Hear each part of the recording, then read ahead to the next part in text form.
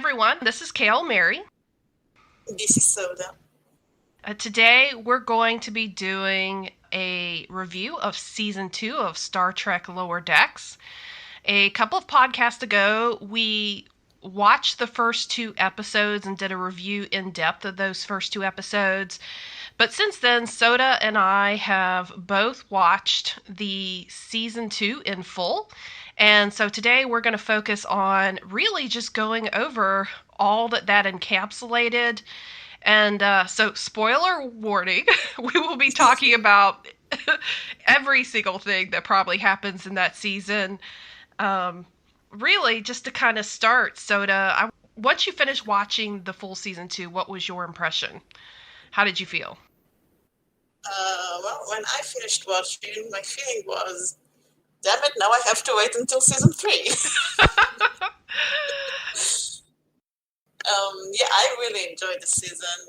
It also ended on a cliffhanger, which, made the final impression kind of, like I said, I can't wait until season 3. But, I really enjoyed it. I honestly think it's the best Star Trek show currently on the air. I enjoyed all the character developments. The character that got developments, I think we'll talk about it. It was really, really fun, and I loved it. How did you feel? Well, I also had the same reaction, like, oh my gosh, where's the next episode? But because it definitely ends on a cliffhanger, which I think we'll talk about probably in detail at some point in the podcast. But I love the season. When I go back and think about first season compared to this season, I think I like this season better. I'd say my reasons for that are season 1. I mean, I think we knew that we had sort of a gem of a show on our hands. I agree with you. It's probably the best Star Trek show on the air right now. Season 1, it was intriguing. I think we were probably the most intrigued by the Mariner character, whatever her deal was with her mom.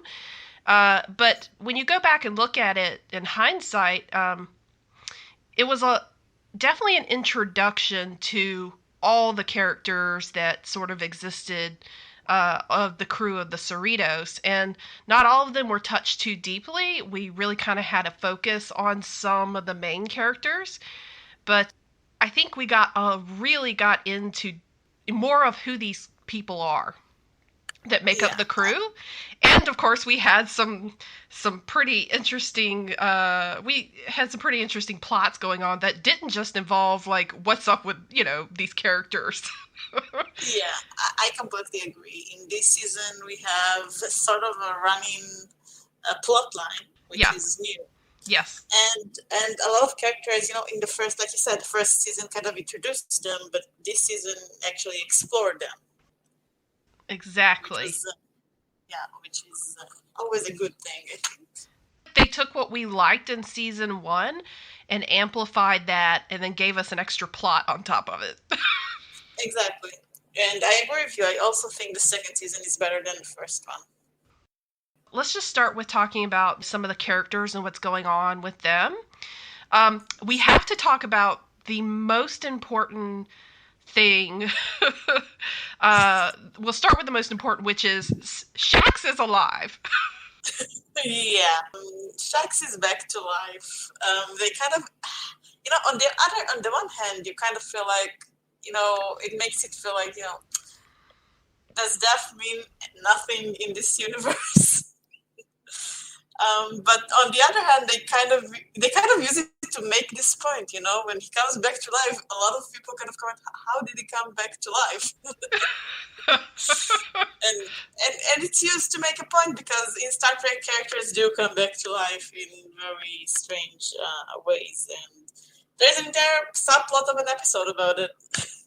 And it's amazing. Obviously, Rutherford is the most bothered by the fact that Shax is back from death. And when he confronts Shax about it and he says, look, I know like asking you this question is probably deeply personal and obviously bothers you and a lot of the quote bridge crew because it's sort of an unspoken like nobody gets to know why the bridge crew come back from death.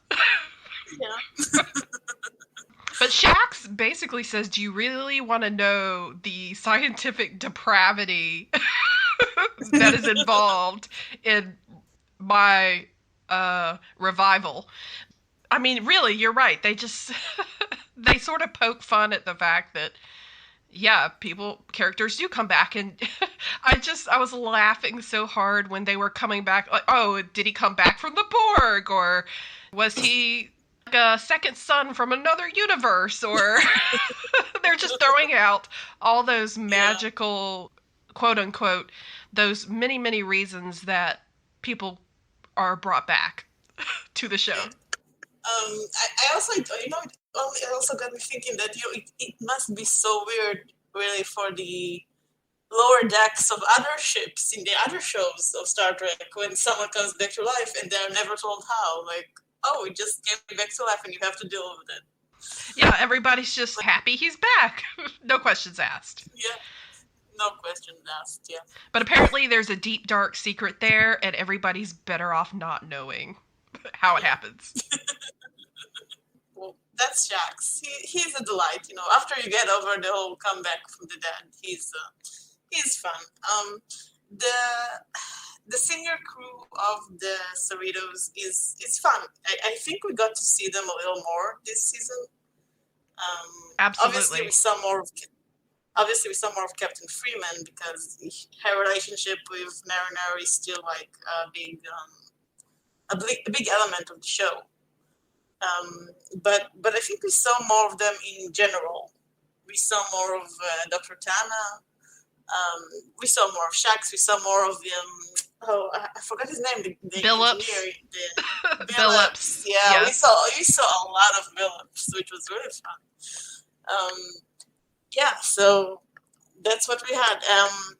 They're not. The series is still lower decks. They're not the focus, but they're still fun characters, and I'm glad they're not like in the first season you kind of got the impression that they're like pompous know-it-alls, like yeah. They don't know what they're doing, and they are never appreciating the lower decks and their contributions. But this season, you kind of see that now they're actually kind of okay. They're okay people. Let's just talk for a moment about Billups, who probably got the most backstory of the senior crew. So apparently Billups is a prince of a home world called Hesperia. Yeah, and which is genius. I love it. I love it too. And his name is something like Andarethio. It's some long, pompous name. But anyway, his mother, of course, being the queen of Hesperia, has this desire to have him come back to his princedom and become king of Hesperia. But he has to do that by losing his virginity. Yeah. He's not into that because he gave up his princedom in order to become an engineer in Starfleet, which is his true passion. Yeah. It's also, I think, very strongly hinted. He's asexual. He's not interested in sex at all. Yes. But yeah, he wants to be an engineer, and his mother wants him to claim his birthright and be a prince. Hesperia is a planet. It's a planet in the vein of like TOS planets, where like the aliens are humans basically, but they have this one quirk in their society. And in the case of Hesperia, the quirk is that they kind of live their lives like they're fantasy, like they're living in a fantasy world. Like the spaceships are like, what was it? The engines are dragon breaths or something like that. And there are court jesters, and they have feasts. Like, it's all very medieval fantasy lore kind of thing. Yeah, they compare them to like a Ren Fair type people who took over and made everything like medieval, even though they are very technologically advanced. But they give all their basically anything in their culture, even including their technology, like names like Dragon's Blood and Dragon's Breath, and Yeah, yeah. So they're very. It's very funny. It's totally it like is. a Renaissance fair type deal. Yeah, it's great. It's very great. And yeah, Billups doesn't want to be part of that society anymore. He's very happy being an engineer. Very happy. This is not the first time we've seen meddling mothers in a Star Trek show. That's true. That's true. She did remind me a little bit of Loxana. She did. Um, They're yeah. just like, oh no, your mother's back. Is she going to try to pressure you into leaving Starfleet again? Well, no, this time she's going to fake her death and make him think he has to do it. Yeah, Yeah. It was over the top, but it was hilarious. it really was. There was also a scene where he almost goes through with losing his virginity and claiming the throne, but at the last moment, they save him from that. So moving on from Billups, the other senior officer I say we get a little, not a lot of background, but we get more presence of is Dr. Tiana. Yeah, and especially her relationship with Shax, it seems to be very close. It seems, yeah, they definitely are shacking up. Pardon my pun. Yeah. Oh my gosh, and we'll get into this episode later, but there's a point at which they're referencing like the naked time, and Oh, yeah. Shax and Tiana are all over each other. uh, and then at one point she's sleeping on his lower half, curled up on his lower half. Yeah, I mean, it seems to be more than just, them hooking up. Yeah. It seems like they have actual, feelings for each other, which is cute. They're definitely they have an intimate relationship, so more than just a business relationship there. Tiana herself, I really loved how they made us think that she was going through a Parn Far type situation. Yeah. Whatever Cation biological imperative that happens once a year. I don't know. Tendi seemed to think she knew what was happening and that they were going to get some secret, what do they call it, a libido post out of storage for Dr. Tiana, which sounds to me just like a sex totem or something. I don't know. Yeah, it seems like it. But it turns out all she wanted was the crate that it was in. Yeah, I love how they kind of play with cat characteristics with Tiana. Yeah, they constantly do it. You actually get to see more of. Well, we'll talk about Tendi in a second, but especially how Tendi works in how she is in medical and working with Dr. Tiana, because there's a couple of, I'd say, episodes where Dr. Tiana has her doing something or is, and at the end I think we see that Dr. Tiana recognizes Tendi is more valuable than to be just kept in medical. Captain Freeman she also has kind of subplot this entire season of her kind of preparing to get a promotion and leave the Cerritos. Yes. I think at first it's kind of a secret, only she knows about it, that it's a possibility. But as the season progresses, well, later on other people find out. Yeah.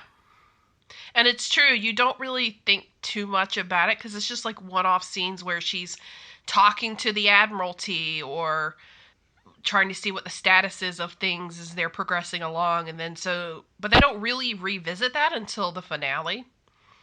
And then, like you said, people find out, and it kind of all plays into what's going on in the finale, really. But yes, Captain Freeman does seem like she is preparing to move on from the Cerritos. And it ties into the greater plotline of the entire season of the sort of war with the Packlands. I don't know if I call it war because it's kind of a war, it's kind of not a war. But yeah, it ties into it because last season, because of their contribution to the fight with the Packlids, the Cerritos is starting to get a little more recognition in Starfleet, and Right. based on that, Captain Freeman is expecting a promotion. Yeah, and you can see at one point she fully expects that she's going to get into like the commander conference that happens every year, which typically apparently California class commanders are not invited to that, but she references herself as the Packwood captain, the one who helped Riker deal with the Packwoods. Like she carries that around like a badge of honor. Yeah, exactly. It is interesting because sometimes it seems like she's right, like they are getting more recognition, but sometimes it just seems like, they're still very much looked down upon in Starfleet. Yeah. I guess you could say it seems like they're assisting more with some of the, I guess, the first class ships. Yeah. But at the same time, they still get the grunt work. They're still in the background. So now I think we can go on and talk about the main four characters. I actually want to start with Rutherford because I think he's the guy that got the least amount of development this season. I totally agree. In fact, I was a little disappointed that he got a whole new, like, almost a whole new personality at one point. He came back as he doesn't remember his quote old self. So he's kind of a new Rutherford, but still sort of the old Rutherford at the same time.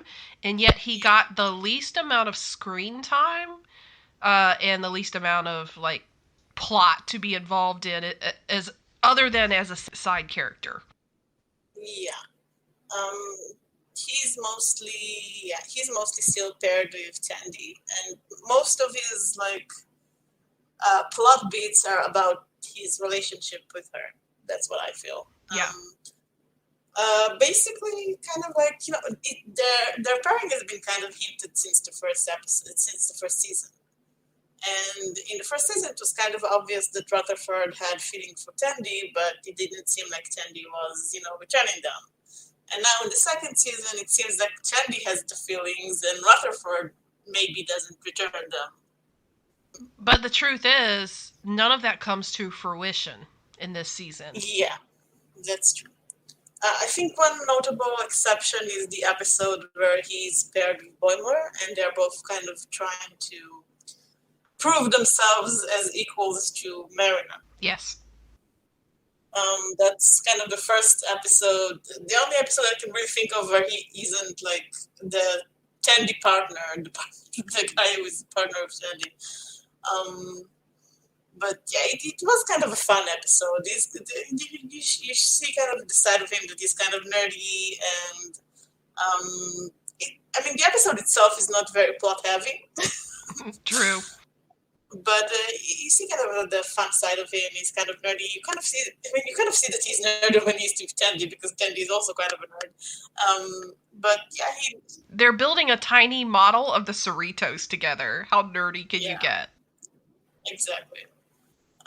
So yeah, but it is fun to see like that he has some, I guess, insecurities around his abilities with Mariner. Mm-hmm.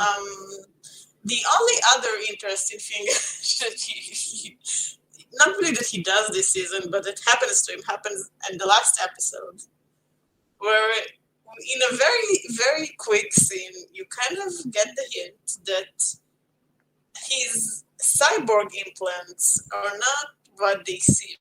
Oh, yeah. For sure. Yeah.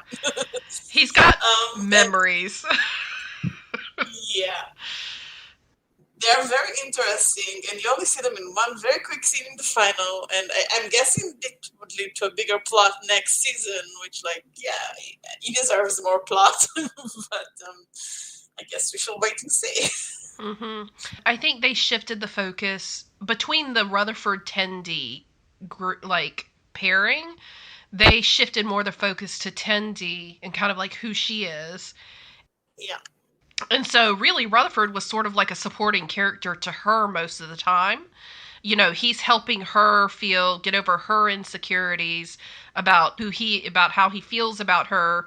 He's supporting her and thinking when she thinks she's going to have to leave the Cerritos. He's really just sort of supporting this season, but so it totally makes sense to me from a narrative standpoint that they left us hanging with like what really was going on his like super secret mission from season 1 and that implant, and then how he was brought back, and like you said, that one quick scene where it's like he's got some kind of memory or recording in his implant that he knows nothing about. So I agree. I think he's definitely going to be used for a probably another subplot, and it just was not on the agenda for season 2. Yeah. I mean, I guess the entire ending of the season 2 is kind of laying the ground for season 3. I think. Yeah. So, do you have anything else to add about Rutherford? Not really. Again, he's just supporting the whole season for me. So I say let's move on. Yeah, okay, so let's move on to Tandy, because she is, I love her so much. I really like her. This season, we do get to see in one episode Orion Society through Tandy's eyes, kind of. and it's really, really interesting. I love this episode, episode 3, by the way. Like we said before, Mariner and Tandy, who are usually not paired together, are going on a mission to bring Dr. Tiana her, like, sex post, whatever that was. Yeah. Yeah. And they accidentally break it.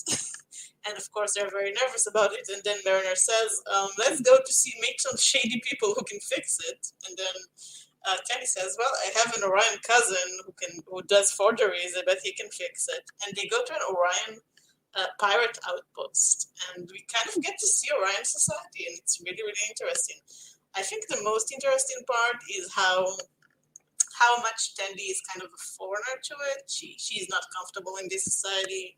She doesn't like the costumes. She basically she's kind of like, how in every traditional Star Trek show there is the alien character who is both a representative of their species but also kind of going against the grain, like Spock for Vulcans or Worf for Klingons.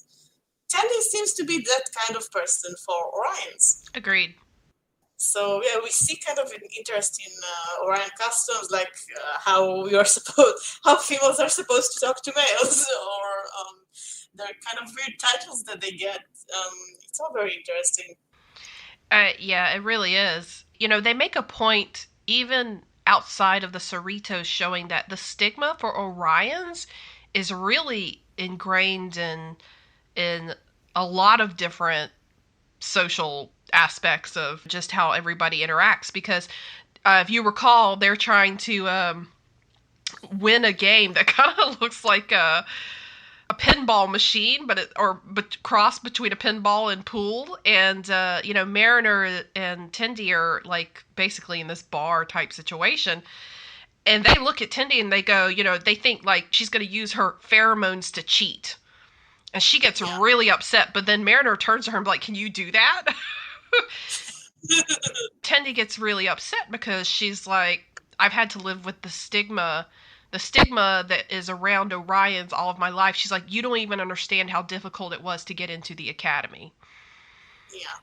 And of course, at that point, she goes, oh, well, she's like, everybody thinks we're like pirates and thieves. And she's like, oh, wait, I have a cousin who's a pirate/thief. Let's go talk to him.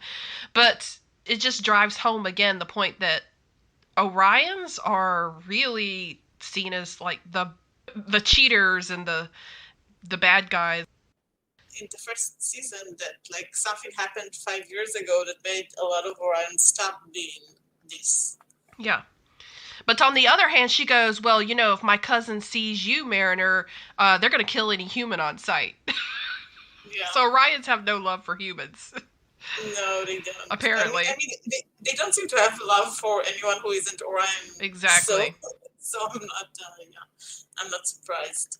I really like the fact that Tandy owns like being Orion when she's around them, playing up being in charge, punching her cousin and like greeting him with a punch, kicking him like kissing her feet. He calls her like mistress of the winter constellations.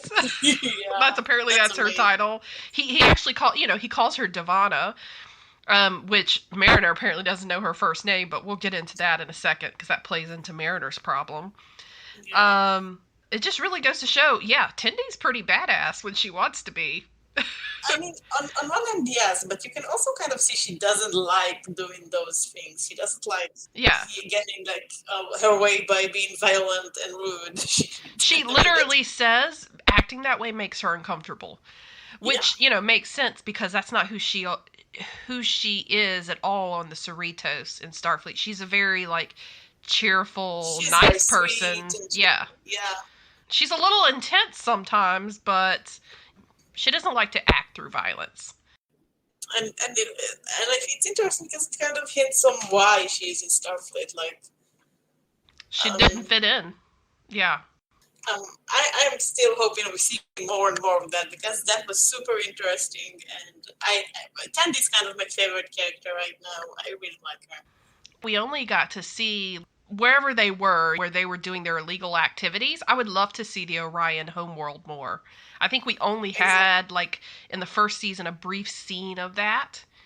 And I would love to see more of, like, what does the Orion world look like? Exactly. And I also want to see Tandy's family, like her parents, siblings, if she has them. Like, what do they think about her choices? And they've really gone out of their way, other than this mention of, like, pheromones in that particular episode, they've really gone out of their way, like, not to talk about Orion pheromones in the show. Yeah. Have you noticed that? Like, why has that not come up? Like, the Vulcan Ponfar comes up all the time, out of context. Yeah. I'd be interested to know if that will ever play into a plot point with Tendi. Yeah, I mean, she says she's not the kind of Orion to do that, and I'm wondering if it's like she's not biologically able to do that, or is she like not the type of person to do that? Yeah. If it is part of her biology, like maybe there's like she's got something she can't control, just like other species. Who knows? I would be interested I'd be interested to see how that plays out. But it is true, like in the original series or whatever, we've only seen Orions use their pheromones to seduce and manipulate. Yeah, and in Enterprise, they also had an entire episode just about that. So we've seen it in a negative context, but I'd be interested to see just like how it works, how it's supposed to work. Yeah. Outside of that type of context. Okay, so that is Tandy. I guess we now move to the stars of the show, Boimler and Mariner. Let's start with Boimler. Yeah, okay, so I have to say, first season, I couldn't stand Boimler. He was like my least favorite character. I thought he was really annoying. We talked about it when we talked about the first season.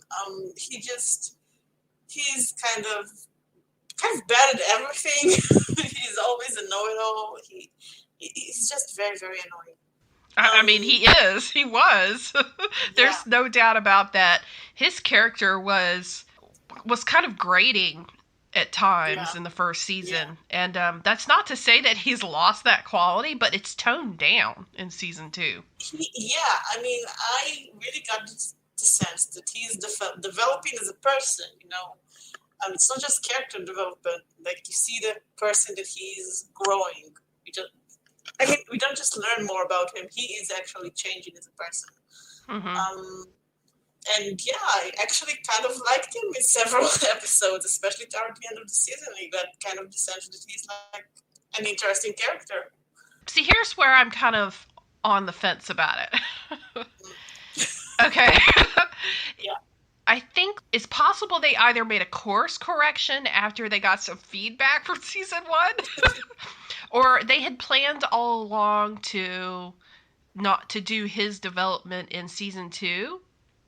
But I think regardless of how that that change came about, I know how I really feel about the movement of his character into a leader role. I'm trying to figure out, is it because everybody has assumed Mariner, who seems to be very reckless but also able to pull like solutions out of her hat? She's kind of like a Kirk, right? Yeah, she's reckless, but she's competent. Reckless but competent. And Boimler, who did not seem competent, he almost seemed, he was just like a brown noser.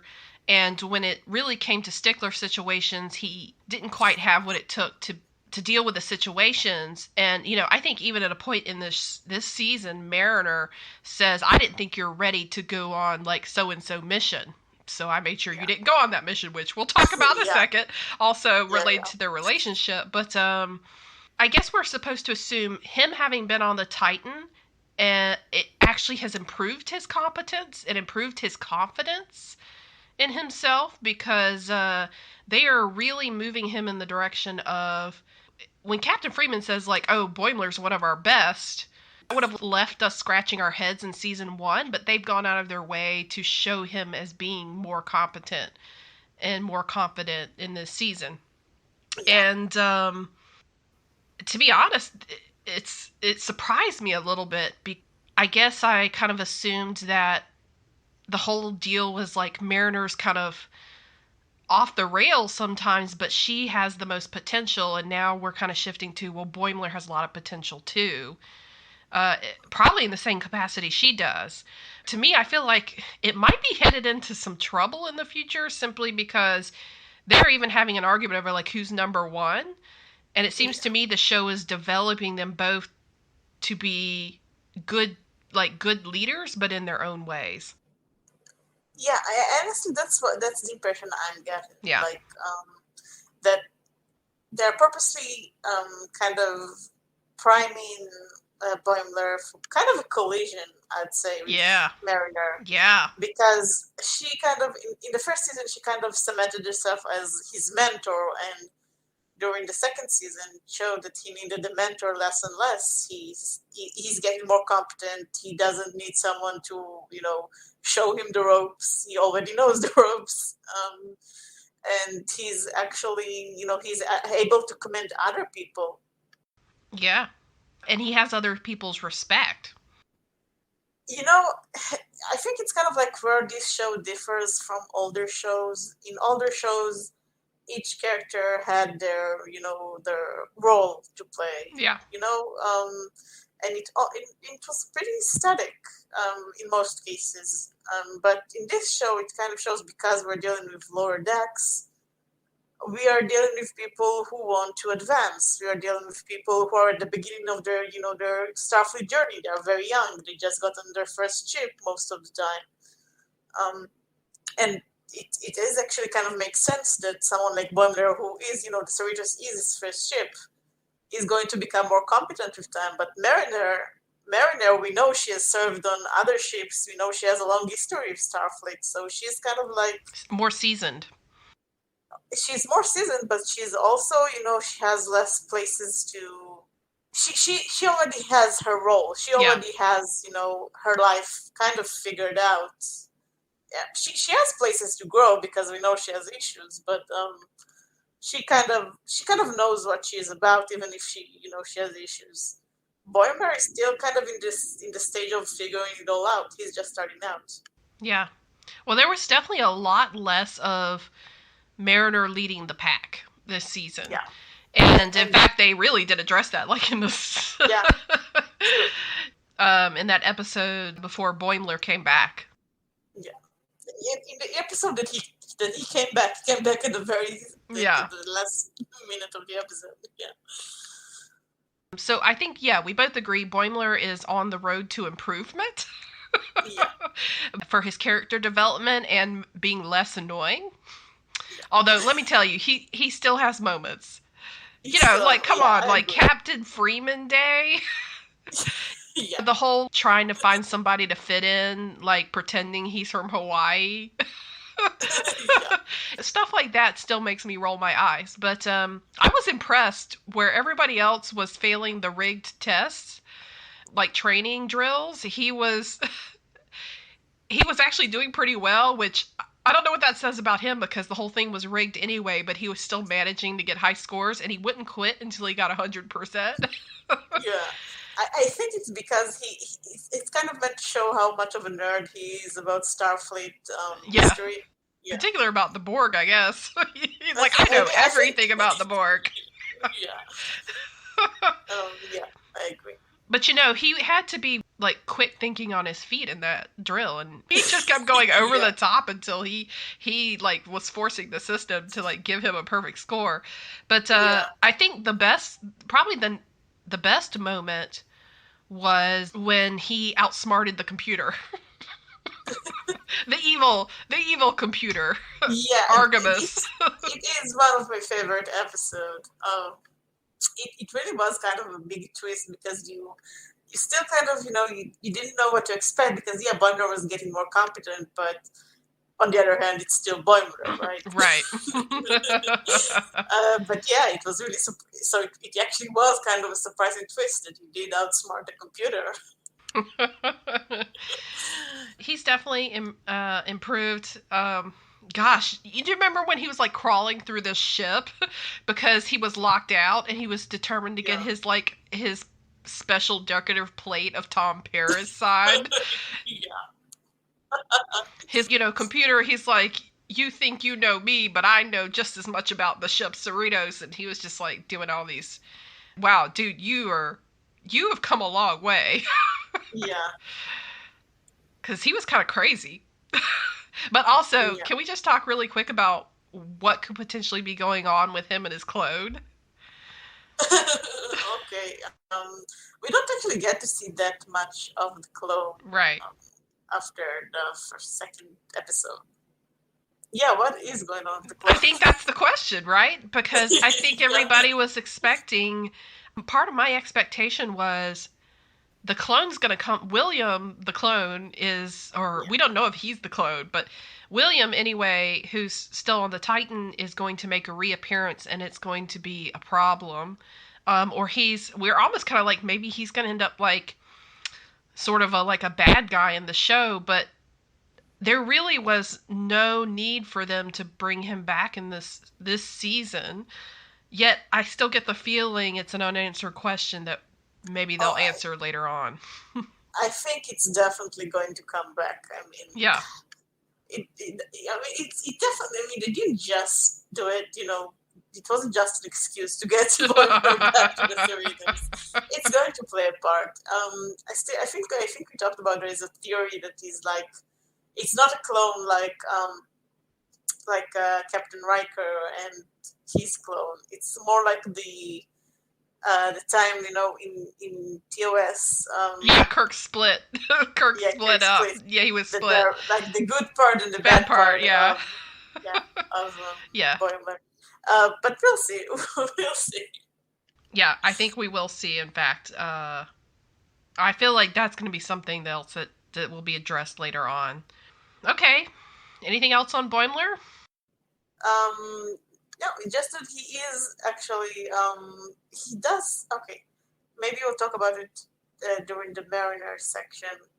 I just want to add that there do seem to hint that he's like, he is going to be a good captain. Yeah. Like, he's getting, like, very good at commanding. I have one more thing to say, but like I said, I think we can talk about it in the Mariner section, and let's go. Let's move on to Mariner.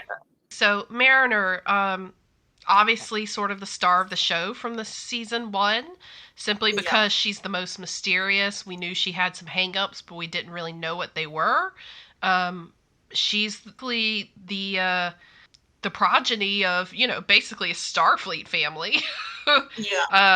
Commanders, and yet she has been demoted off several ships, and she's ended up on the Cerritos with her mom as the captain. And so in season 1, there was a real focus on the contention between Mariner's mom and Mariner, and the fact that, Mariner is... the fact that she's been demoted to her mom's ship, and her mom's like, I don't want to have to deal with you. They really... They spent the whole season butting heads up until the end of the season, where they learned to work together and to respect each other a little more. But we come into season 2 seeing that as try as they might to be like nice to each other and work as like ensign and captain, it's very uncomfortable for them at times. I have to say, they really are like a mom and daughter. They're very much alike in how hard-headed they are. Yeah, you can see where they got that. Yeah. So I feel like we got some answers with what was going on with Mariner in season 1, but I don't think we realized just the depth of what her hangups are, because in season 2 we really start to address like why was she so angry at Boimler for leaving the Cerritos and being promoted to the Titan. And we're like, oh well, just because he like got promoted and left her and didn't tell her. It comes out in a couple of episodes that she has this real hang up about being abandoned by her friends or people she gets close to. And so it's actually part of Mariner's rationalization for not getting close to people is because they will eventually leave her. Really, we see in several episodes where, like the Tendi Mariner episode where they're dealing with the Orion pirates and whatnot, that they don't really know each other that well, and even though they might have considered themselves friends, Tenny kind of calls her out and like, why don't I know you? Like, and why don't you know my first name? And so Mariner tries to explain that she kind of makes a point not to get close to people. We see in the Boimler Rutherford when they're like bonding over this game called Diplomath. Yeah. They're trying to make sure they can like live up to Mariner's martial arts skills or whatever. They still, and this was kind of weird to me, but there's this rumor going around that Mariner is Black Ops, and then so they immediately start to think, how well do we know her? Like, we're her friends, but do we really? She's still such a mystery even to the people who consider themselves her friends. And then she kind of explains as well that, again, she's not good at making friends or keeping friends. One of the reasons she does martial arts is because it's something she can do on her own, because she's just not good at friend things and things with other people. So she's got problems. She does. Yeah, I don't think that's a secret by now. She has problems. She has issues. I honestly thought I thought her beef was with like kind of Starfleet authority, right? Like she's like got a chip on her shoulder. She wants to do things her way. She doesn't necessarily agree with the rule book. Like that classic like kind of Kirkian mentality. I fly by the seat of my pants sometimes, and I don't see why I have to follow the rules. But it's much more than that. She's really a loner. Yeah, she is. But she's not. I don't know if she is a loner. Like, I think she wants friends. She does. She wants friends, but she has a hard time trusting people. But she's been forced into sort of being a loner, and it's almost like it's kind of weird, but it's like she's learning to reconnect to people and trust people. It apparently is not easy for her. So the fact that she has these, which makes me wonder why she chose Boimler to be his mentor in the first place. And the fact that she's like, I'm going to be your mentor and teach you all these things, and she was calling him like her best friend, makes me think that she wasn't really considering him her best friend. Actually, I think it's kind of the opposite. I think it's like, because she isn't that good at making friends, it's kind of maybe easier for her to like form a relationship that is more hierarchical, like being a mentor to someone. So she was more comfortable like approaching him in being like, you're my student now, than just approaching him like a person and becoming his friend. That's what I mean. Like, the way that she tried to establish the relationship with him was not a like best friends relationship. She gave it that label at times, but I see now that she wasn't as confident that they were best friends. I mean, on one hand, yes, but on the other hand, I think it's like it shows that he is her best friend in the sense that she doesn't have better friends. Like there is I no was one going to say he's closer her to. only friend.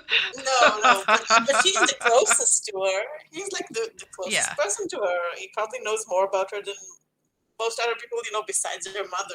So I can see why he's her best friend, but best is relative. The interesting thing is, why was he so quick to be like, oh, I don't know everything about her. Maybe she is really a crazy Black Ops person. I mean, yeah, because she keeps even he's her best friend, but like she still keeps him at an arm's length. Yeah. Like, she still doesn't tell him everything. So apparently this is not just it's not just a she's mad at Boimler, again, because he got promoted. It's because she probably really thought she was putting in the effort to be best friends with him, and he up and left. Yeah. So they have to work through that. They also have to work through the fact that she kind of still wants to call the shots on his behalf. I think they have to work through that. He's kind of evolving, but he's staying in the same place. Exactly. But also she still thinks she knows better. Like when she went to Ransom and basically told Ransom that he was not ready to go on that mission, that was not her place to do that. Even though she feels like she did it with good intentions, because she didn't want him to go get hurt, if feeling like he was unprepared for that level of, I guess, mission. But obviously is not something he appreciated once he learned about it. Yeah. Because it was his opportunity to do more and kind of show off what he can do to his superiors. So her good intentions have hampered him, and he doesn't appreciate that. Yeah, I mean, I think that's the main problem. He's evolving, and she's kind of staying in the same place mentally and, in Starfleet. Right, she's still lower decks, and soon enough, he's probably not going to be lower decks. Exactly. And Tandy seems to be also moving up. Yeah. I won't be surprised if Rutherford moves up. He's pretty competent at his job. He's really good at it. So she's kind of staying. I mean, at the end of the season, you kind of get the hint that she might be growing up too. But it's really something that you should wait and see, because she has issues that she needs to work on. Yeah. And it's kind of hard to tell if she is really going to take the opportunity to grow up, or if she's just kind of going to buck the trend and stay in the same place. I think, as you said, it's not really a matter of her competency, because whereas the others are showing that they are competent and being respected for that, and probably promoted for that, hers was never a competency issue. It was a trust issue and working together with people issue. I really would hope in season 3 we see her kind of accepting more of the crew as like not only confidants and coworkers, but like family. And so if you have that level of trust with people that you work with, that's what she's missing. Yeah. That's what she's missing. It's interesting because it kind of feels like she was the most potential in season 1, and yet she has grown the least into what she could be in season 2. Everybody else is starting to move up a little bit. Exactly. And it's an interesting dynamic. It is. It's really interesting. And I'm sort of hoping that the point of, the group of friends that we're seeing is that they're going to help her grow up. Yeah. I really hope this is where they're going. Like maybe, in the same way that she was kind of the mentor to Boimler in season 1 and made him like go out of his comfort zone and try new things, he's going to help her in the same way. Other thing is, again, I think we see now with her hang up with people leaving her, it's like if she was starting to get comfortable on the Cerritos, her mom gets promoted. And you can see she doesn't take that well. And she gets everybody else riled up about it. But to be honest, it's like she's getting everybody else upset to reflect just how upset she is that her mom is potentially leaving her behind. I was just like, wow, Mariner, you have a lot more problems than I thought you did. I thought you were just Yeah, like had this huge chip on your shoulder, but I think it's more than that. It's yeah, really is trust issues it really is. and being able to open up to people. Yeah, and speaking of opening up to people, I kind of got the impression, okay, in the first few episodes, I kind of got the impression that I really didn't like that they're going to um, kind of start a sort of romantic subplot between Mariner and Boimler. Do you know what I mean? Like, they made some little nods about it. I kind of felt uncomfortable with that feeling Yeah. as well. I think in what the Dupler episode, because they're the ones off dealing with like the evil computer trying to take Kid out to the Daystrom Center and then got crash land on this little planetoid or whatever. He calls Boimler like her boyfriend, and they're both like just like ew. And in the third episode, Tandy says, like, isn't he your boyfriend? Just that word twice kind of like set me on edge. And Exactly, it's because almost like I was on tenterhooks waiting for them to do more with that in the rest of the show, the rest of the season. yeah, the episode where they're like trying to sneak into a party and they end up in this bar, Ah, yes. and and they end up in this bar where Kirk and Spock, kind of carved their names on the bar, and I'm like, okay, I know that Kirk and Spock are not canon, but I know, and you know, and I'm sure the creators of the show know what is the most popular headcanon about Kirk and Spock. Well, let's just take a look at that for a second. So, you know what was specifically carved in there was Kirk plus Spock Yeah, into the bar. And okay, I think everybody knows probably from a young age that when you go through your fresh crush and you scribble like your two names together on a piece of paper with a plus and a heart sign around it, all that's missing was the heart sign around the Kirk plus exactly, Spock. exactly, And but exactly. and then you're right, Mariner and Boimler do the same thing. Yeah. Yeah. Yeah, and I'm like, please don't go there. I'm like begging the show to please to go there. At the end of the season, they do kind of hint at the romance between Mariner and another character, and I was like, oh, phew, I'm lucky. Yeah. I would be very disappointed if they go the Mariner and Boimler romantic connection. Yeah, I was kind of like on the will they or won't they go that direction, but I also felt like sometimes I felt like they were trying to address the potential, making us think no, they're really just like a captain and his number one.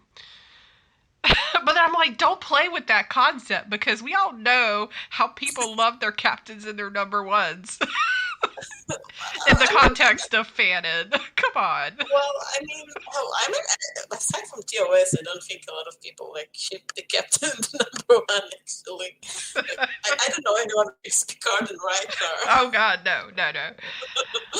or Kira and Cisco are not a very popular couple, or Pike and his number one were. well, Pike, yeah. Okay, yeah. People did ship Janeway and Chakotay. Yeah. Personally, I don't understand why, but yeah. T'Pol and Archer are not also not a very popular ship. But yeah, okay. I really hope they don't go the romantic subplot. I don't know. I way. wasn't feeling it by the end of the season. Even on the second rewatch, I was kind of like, I think they were just making a point. I really hope so. I really hope so. Because it came up several times, like several characters thought that they were together, and the reaction was very over the top ew. So, That's what I was hoping. That was the point they were making, that they don't see themselves that way. Um, oh my gosh, and I hate to mention this again, but the naked time scene again, where like, Mariner sees Boimler naked and she's just like completely grossed out. Of course, she's grossed yeah. out by everybody in that situation. But yeah, at that point I was like, maybe they're just trying to assure us it won't happen. I really hope that's the case. I really Ugh, no. Moving on. Toward the end of the season, she does get a love interest. Mm-hmm. Indeed, I mean, it's a character we kind of heard her mention in the first season. She's like, "Oh, I hated the Dorian Jenny or whatever." Right.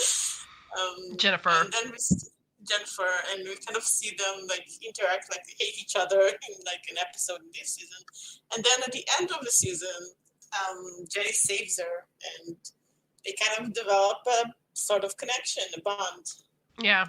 Also attribute that to, Mariner seems to find a lot of people attractive.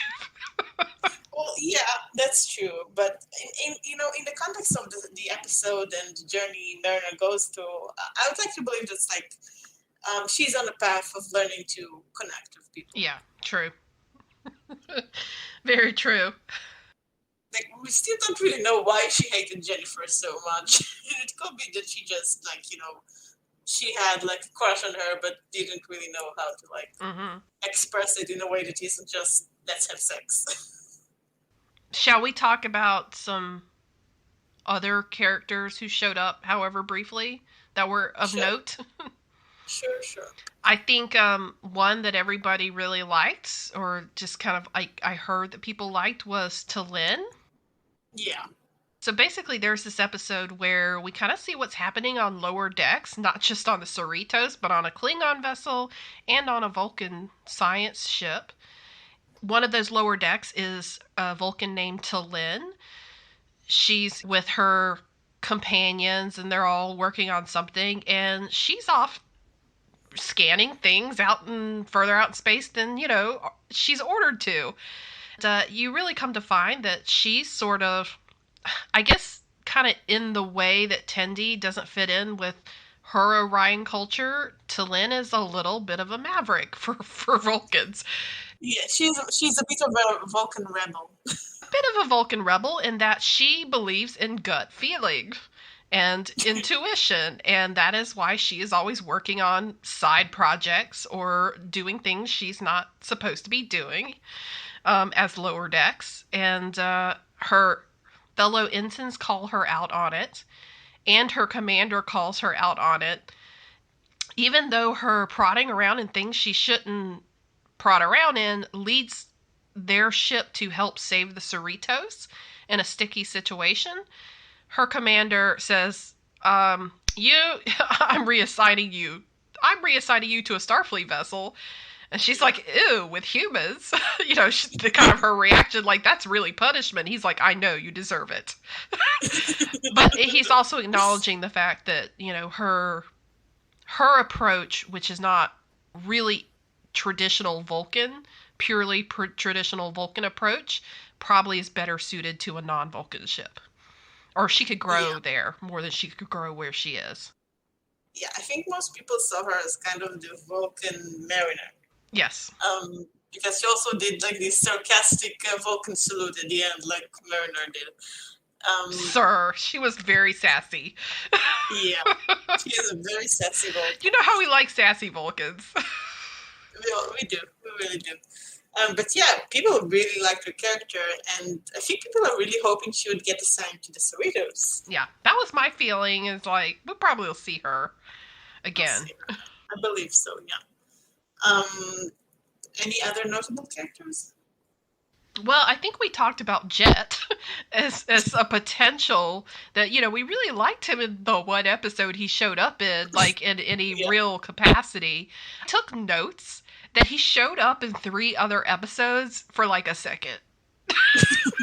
So we really did not get him in any serious capacity once Boimler came back. So I was a little disappointed with that. That's true. Maybe we'll see more of him next season. Yeah. Apart from that, do you want to talk about the Packland subplots, like running plots? I think we've talked enough probably about the characters. So let's move on to the actual sort of subplot running through the whole show. Yeah. First of all, I said I really like that this show is mostly episodic. I really, really like that. I think that's what's missing from other shows. That and the fact that even the the big plot of the season isn't about like a universe ending something. Like it's not like a universe threat. It's just a political thing. And it's interesting, but it's not like, oh, if they don't resolve this, the universe will implode. Which, other track shows these days seem to really love. I'm not naming names. But, yeah, so we have the Packlets, which are like this species of really stupid aliens. But just stupid. Very, very stupid. Very stupid. They're very stupid, but they're somehow causing like real issues and sabotaging things for the Federation. And we kind of discovered this season that the Klingons have a hand in it. Yeah. Well, the Packlets showed up in like the season finale, right, of season 1. Yeah. And Captain Freeman was kind of known, or she thought she was known as sort of the hero of that situation, helping deal with the Packlets. Well, later on, she gets assigned to go to the Packlet homeworld to help with a ceasefire because they're causing problems, right? Yeah. And so in the course of that, a Packlet sneaks onto the ship. At first, they just call him a refugee, and the Packlets insist he's a prisoner that's escaped, or also that the Cerritos stole him. You know how they are; they're very stupid. Yeah. But it turns out, of course, he's a spy. He's just a really stupid spy. Yeah. And so Ransom and Kayshawn are sort of keeping an eye on him and trying to pretend like they're giving him secrets, but not really. And, of course, then he disappears. And I love how they just keep referring to him as, like, giant and brown and, basically like a piece of crap. Like, but, you don't realize it at the time, but that plays into the whole, like, subplot. Because that is sort of used as evidence against Captain Freeman when she is later accused of working against the Packlets because she like helps them, like puts a bomb in their capital city. But it's kind of weird what they're really accusing her of. Yeah. You would think they were accusing her of working with the Packlets, but then why would she bomb the Packlets? So, but in truth, as you said, it's really the Klingons that are the Klingons who think they're manipulating things behind the scenes, or it was in fact one particular Klingon. Yeah, I get the feeling this is like a fraction of Klingons who like are unhappy about the relationship between the Federation and the Klingons. Mm-hmm. Of course, I mean it's not like we haven't seen that before. Yeah. But it is something we've seen before, but it's not. This plot is not like too much. It doesn't crowd the season. Most of the season is not about. It's pretty okay with me. Unfortunately, the end result is that Captain Freeman is arrested basically on like criminal charges, and so she's not getting her promotion. She's going into an investigation. Yeah. Or she's going into being investigated. Here's what I find weird. So like in the Packlets, like the episode where they're on the Packlet homeworld, she's trying to negotiate with them. They keep trying to bring out a Packlet with a bigger helmet. Yeah. At the end, because she knows they're so stupid, she kind of tries to talk them into telling her their secrets. And they mention this Veruvian bomb that they want to plant on, like, in Federation, like on a Federation planet, right? Yeah. But then later, you find out that this Veruvian bomb, or whatever bombs they have, are given to them by the Klingons. And then at the very season finale, you find out one of those bombs has, quote, like, blown a hole in the Packlet homeworld. And they're blaming it on her. Yeah. So at that point, I was kind of like, I'm as confused as she probably is.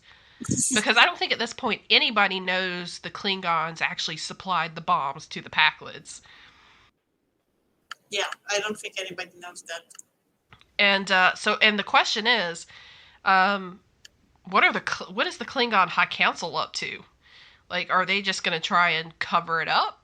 That the fact that they were involved, probably. Well, I don't know. yeah. We don't know. Of what we know of the Klingon High Council, that seems like something they would do. Yeah, because Yeah. apparently the commander of the Klingon vessel was acting, like you said, part of a faction or of his own volition without the High Council knowing. So we saw at the end of that particular episode before the season finale where the lower decks who stabbed his captain and got promoted to the captaincy was planning to go back to the home world and tell the High Council what had been going on. So we don't really know anything after that point.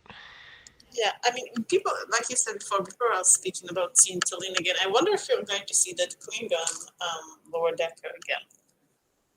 I liked him, actually. He was nice. He was nice. I wonder if maybe he's like the Worf type who's like actually serious about the ideals of Klingon society.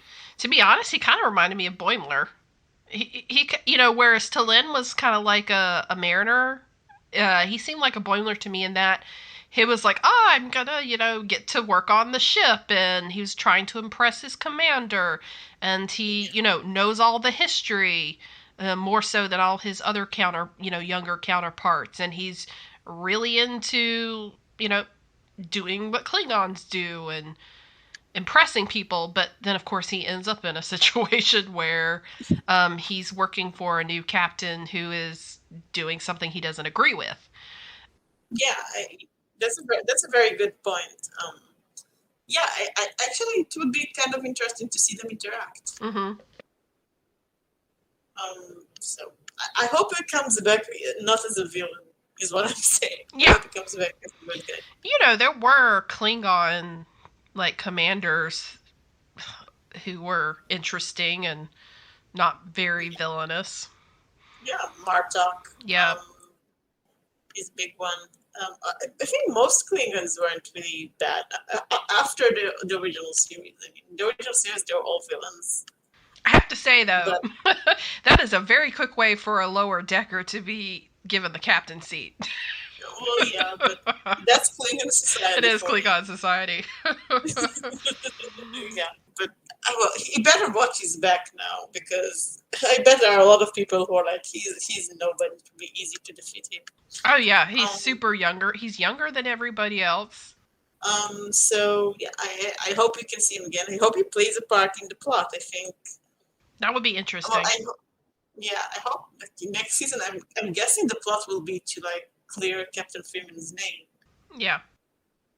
I wonder if the Cerritos will get a new captain, or if what's his name, the number one, Ransom will become the captain.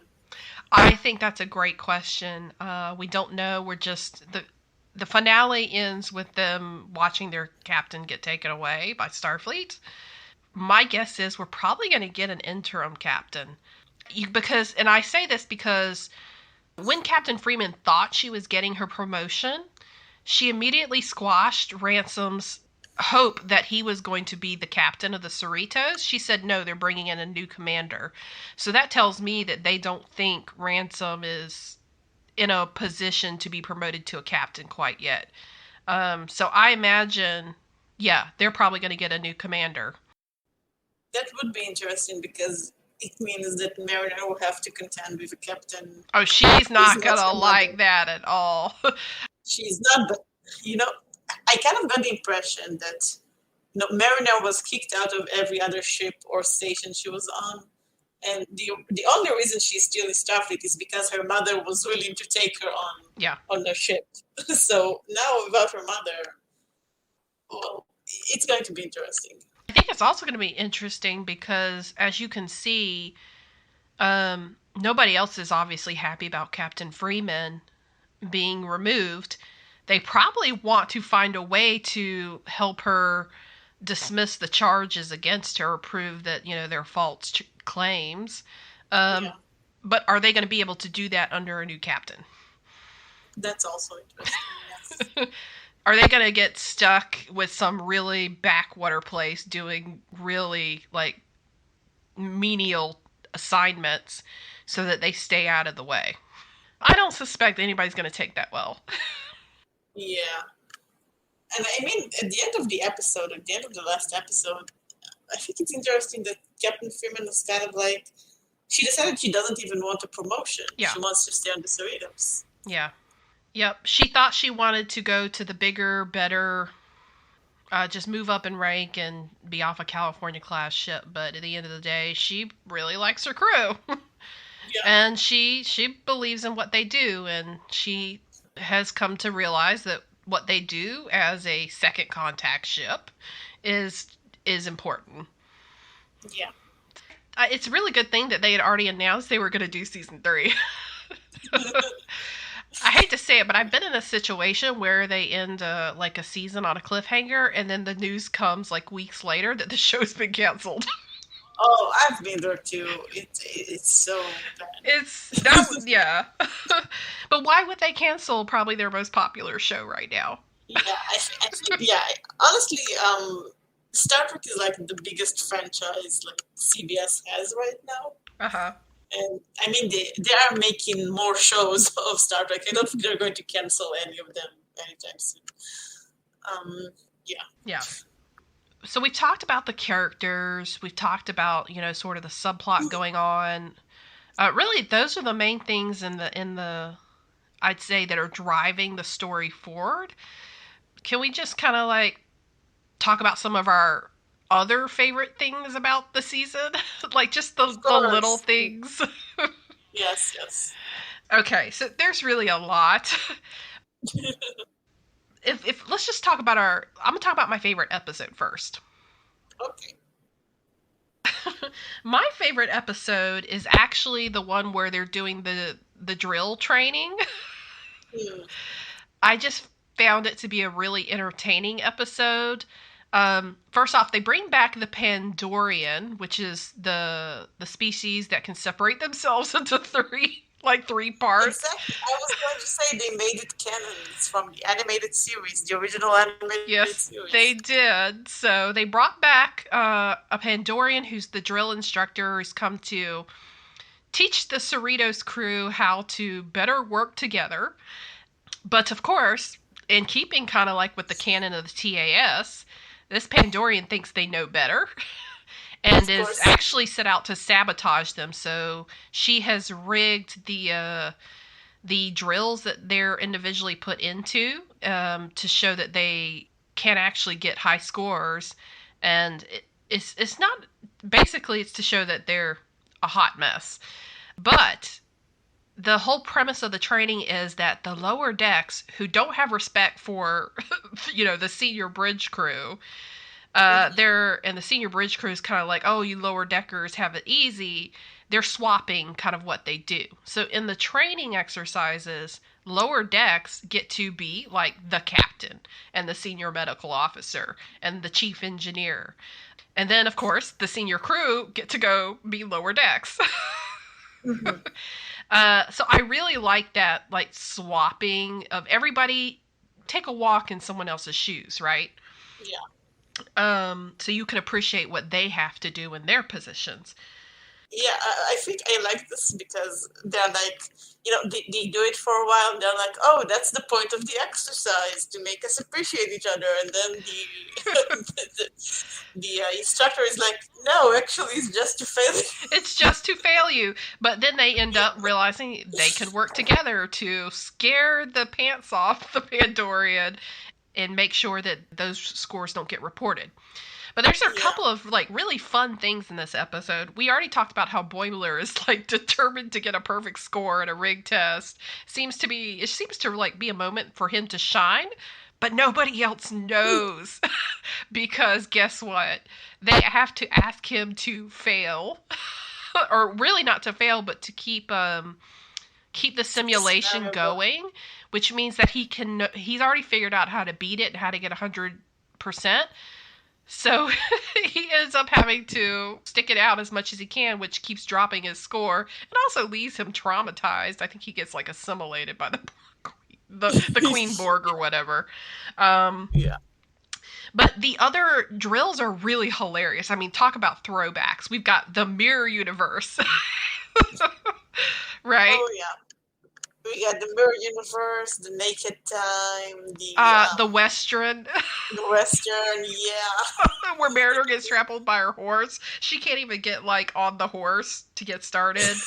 Oh my gosh, they put Rutherford in the oh my god in the workhorse situation, like the good for the the mini versus the one or the few. Yeah.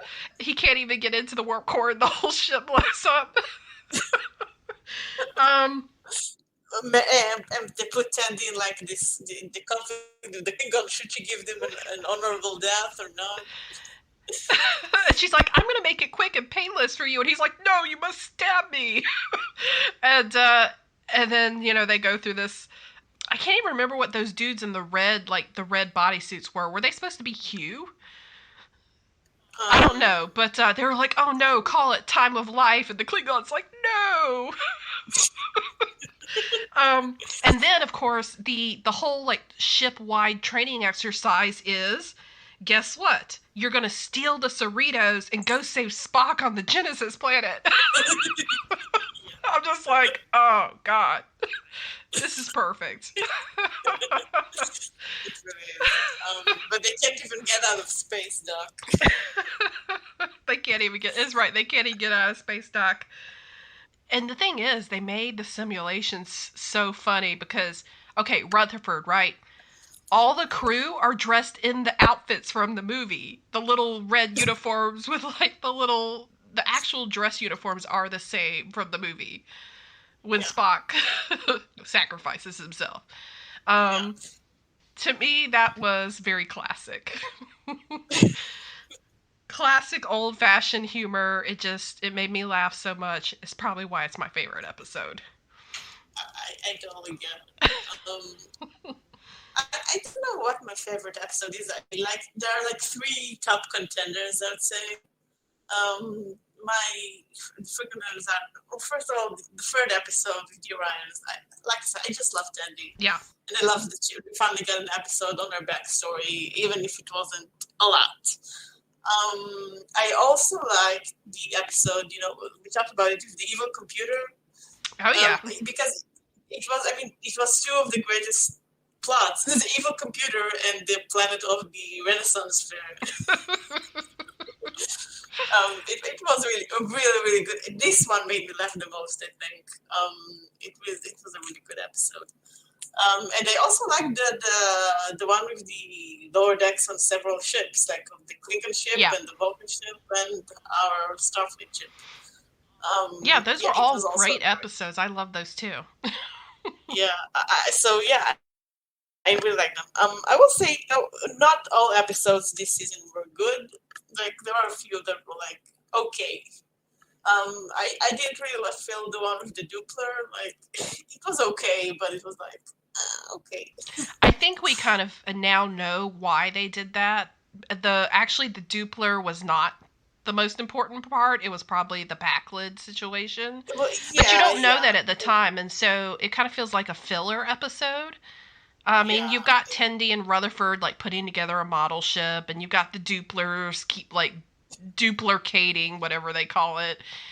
Yeah, I mean, most episodes have a point, like even the ones that I didn't like, but I just feel that those were like they didn't especially make me laugh, and they didn't like they had a point, but it wasn't very. It was kind of like that's the only good thing I can really say about them. Like, they're okay. Yeah. They're not. So actually, sorry. No, the one where she's on the Packlet Homeworld's the next episode. But so the one with the Dupplers is where Mariner and Boimler try to get into the conference. Yeah, that was like a nice subplot. But the Doppler one, I think the Doppler one was like the main plot. Yeah. Kind of boring. There was the one where Tandy turned into this like giant monster. That was the Packlet Homeworld one, actually. Yeah. So they were on what, anomaly collection duty? Yeah. Yeah. And it was like, I think the of that was like to show that Boimler is growing, because he embarrassed himself to get her out of the situation. Yeah. And it was like, again, it was okay, but it didn't make me like laugh as much. And the point was like, it was fine, but there were much better episodes. Yeah. I mean, the whole like red shirt club that he joined in order to rank up. They're like, tell us about your time on the Titan. What's Riker like? And he's like practicing his speech, a motivational speech as a captain, and they try to change his hairstyle and make him look like he has muscles. And it's that was really a reference to the Next Generation. Oh yeah, absolutely. Like the whole thing was like pointing fingers at these, brown nosers. Yeah. Which, to be honest, Boimler probably really would have liked to join in season 1. Yeah, true. He really would have fit in there in season 1, but it was nice to see that he's grown since then. To be honest, so you remember? I mean, I know we talked about this, like the episode where they go on the scavenger ship. And kind of like the collector's ship, right? Collector's ship, and they're trying to dispose of everything that is potentially hazardous or dangerous. That was actually sort of a replayed in like the Anomaly Collection duty. Yeah, I think that's also why I didn't like it, because like we saw that already. And to be honest, all it did was make a point that like Tendi, Rutherford, and Mariner were like really not getting along. Because, Mariner didn't want to be on duty, and Rutherford kind of didn't want to either, but didn't want to speak up about it as much as she did. And then eventually Mariner yells at Tendi, and then Tendi's like having a good time, and her, like, the wind's taken out of her sails, and then she gets angry, and then turns into a scorpion, like, monster, by some mood alter thing. But I think the weird stuff they were collecting could have been more interesting if it wasn't just kind of like a subplot dumped into the episode. Maybe, yeah.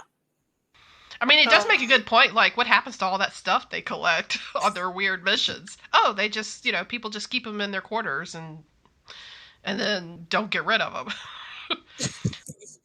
If you can be called to clean out a collector ship, you can clean out your own ship. That's true. So, I think that episode was probably, besides being about the ceasefire with the Packlids and setting up the subplot, was mostly about Boimler. Not about... I think that was like almost not like a subplot, but like a sub-subplot.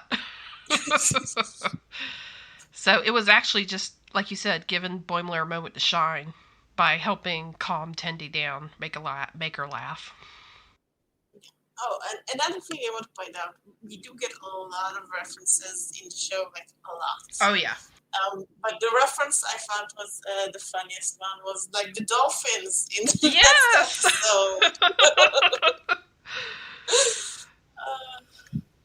Okay, were they supposed to be part of the crew? Yes. Yes, that's what I thought. I was like, they're on this ship. I'm like, so they're also crew members that live in this big water? I think it was, I don't remember in which, I think in one of the original series, I don't remember if it's an episode or in the movies. They did say there is, what did they call it?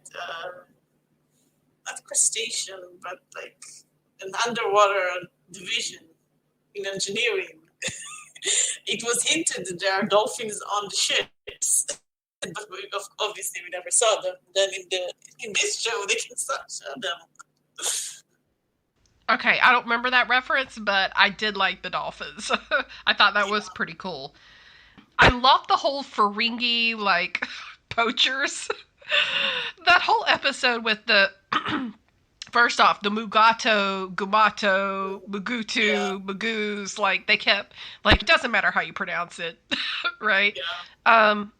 So the Ferengi are actually on this place. They are capturing and harvesting...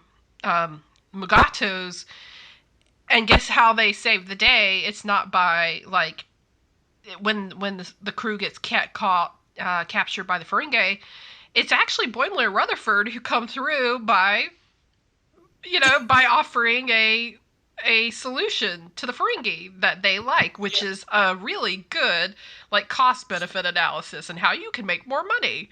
Instead of poaching the animals and harming the endangered species, you can actually turn it into a park. I kind of like that. I've never heard of this game called Diplomath, but it was kind of funny, and it played into the episode. I think they kind of made it up for the episode. Yeah. And then, Mariner's like, they're saving us through, like, the art of negotiation. I was just rolling my eyes, but at the same time, I'm like, yeah, that's Starfleet for you. Yeah. I mean, it was very Starfleet. Yeah. Shax was probably the best thing about that episode, where he was, like, hunting the Mugato through the forest. Yeah, here I'm looking it up. The dolphins were mentioned in the Next Generation. Okay. But of course, they were talked about, but they were never shown. And this episode actually showed them as part of the crew. Let's see. Another good reference. Okay, in that episode where they were showing like all the lower deckers, the situation originally on the Cerritos was they were on the way to somewhere, and so everybody had like a day of rest. It's kind of like a shore leave on the ship, right? Yeah. Tendi is actually with Dr. Tiana, and they're climbing up a cliff. It's just like Kirk on El Capitan, right? Yeah. They're climbing a rock. Go climb a rock or whatever. And Boimler tries to join them, shows up on like with the rocket boots. Yeah. And that turns into a mess. Yeah. But I was just like, that's really great. El Capitan. Yeah. That's amazing. Yeah. There's so many references in the show. I mean, the episode, your favorite episode, is basically all references. It is. That's why it's my favorite. Yeah, it's all references. And I love that they don't just reference the Next Generation, which I think would be the easiest. They're like, no, there are a lot of references to the original series, some Deep Space Nine, some Voyager with the Borg. Did you reference the animated series? Yeah. And, the voice of the computer in the episode with the evil computer is, of course, Jeffrey Combs. I did not know that. Yeah, it's Jeffrey Combs. No wonder it sounded so familiar. The great reference to Boimler, with the Tom Paris decorative plate. He's like, I got all the decorative plates from the crew of the Voyager.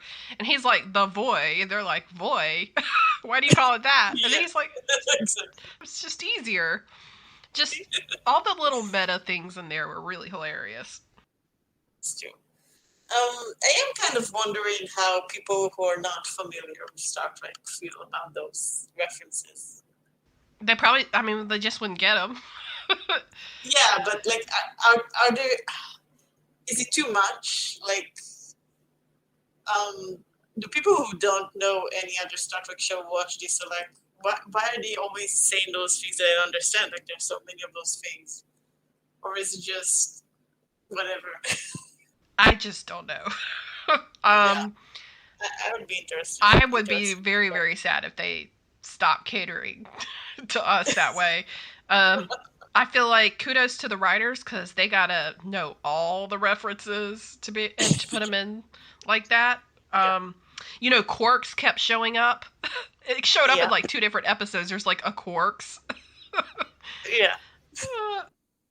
Well, that's pretty much it for me. I think that's pretty much it. I think this season was really well done. Yeah. Certainly advanced the storyline, just kind of the show to keep you watching, but the character development has gotten really good. And I'm hoping they continue along that vein because it's not just all about the humor, although that's a big part of the show, of course. Mostly in Star Trek shows, it's about the characters. Yeah. And that sense of like camaraderie and teamwork that people love about Star Trek. So I hope they keep it up. Me too. I really am looking forward to the third season, and I hope they continue in the same path. They're doing a great job so far. Yeah. That's it for today. Yep, I think that's all we really had to say about season 2 of Lower Decks. Obviously, Soda and I will be anticipating season 3. I don't really know at this time when that's going to come out. Hopefully next year. But you can bet that Soda and I will definitely be watching season 3. Well, goodbye, everybody. Yep, thank you, and see you next time.